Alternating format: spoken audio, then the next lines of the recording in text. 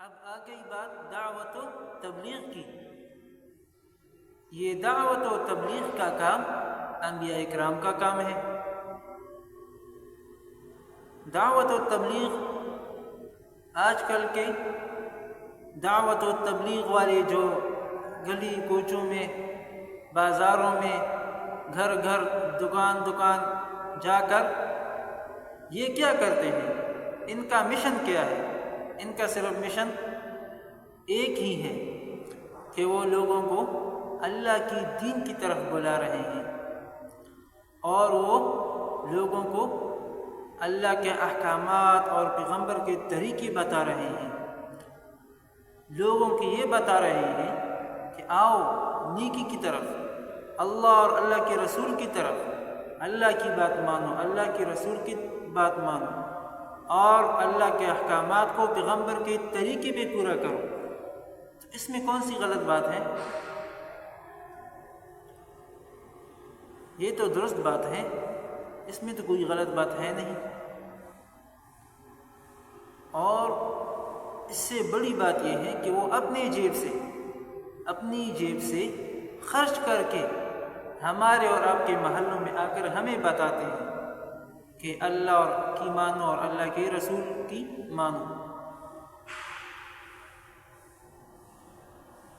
تو یہ ہے دعوت و تبلیغ کا کام کہ لوگوں کو اللہ کی طرف بلانا اور اللہ اور اللہ کے رسول کی بات کو آگے پہنچانا، پھیلانا۔ یہ تبلیغ کا جو لفظ ہے، اس سے خود بھی معلوم ہوتا ہے، اس طرح کے تا کا مطلب تا سے تکالیف نکلا ہے، تا سے تکلیف۔ جو دعوت و تبلیغ کا کام کرے گا اس کے اوپر تکالیف آئیں گی۔ انبیاء اکرام نے کتنی سخت تکالیفیں جھیلی، کیسے کیسے تکالیف انبیاء کو ملی۔ لوگ برا بلا کہتے تھے، کوئی ساحر، کوئی مجنون، کوئی پتھروں سے مارتے تھے، اور کئی انبیاء اکرام کو شہید کر دیا جاتا تھا۔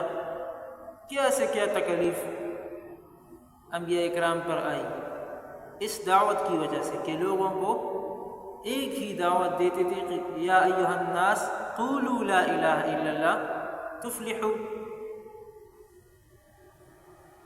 تو تا سے تکالیف، دعوت کا کام جو بھی کرے گا، تبلیغ کا کام جو بھی کرے گا، اس کے اوپر تکالیفیں آئیں گی۔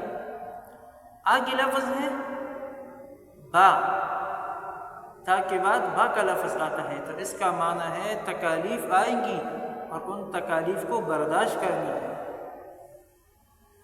انبیاء اکرام نے بھی یہ تمام تکالیف برداشت کی، نہ رات کو دیکھا، نہ دن کو دیکھا، نہ سردی نہ گرمی، بلکہ جتنی بھی مشکل سے مشکل کام تھے، مشکل سے مشکل بات آئی، انہوں نے برداشت کی، لیکن اللہ کی دعوت وہ آگے پھیلایا۔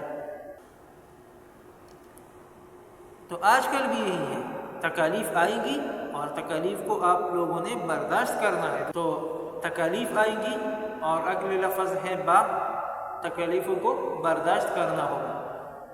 اور اس کے بعد تبلیغ، اس کے بعد ہے لام۔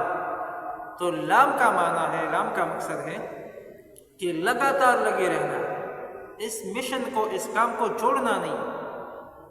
تکالیف بھی آئیں اور ان کو برداشت بھی کریں اور لگاتار لگے رہیں۔ ایسا نہیں کہ تھوڑی سی تکلیف آ گئی بس چھوڑ دیا، نہیں، بس لگاتار لگے رہنا، اس کام کو کرتے رہنا۔ اور جب تکالیف آئیں گی اور ان کو برداشت کرو گے، لگاتار اس کام میں لگے رہو گے، تو کیا اگلا لفظ ہے یا، پھر آپ لوگوں کا یقین بنے گا، اور جب یقین بن جائے گا تو اس سے آخری والا لفظ ہے غیب۔ جب یقین بن جائے اللہ رب العزت کی غیبی مدد اور نصرت آپ لوگوں کے ساتھ شامل حال ہوگی۔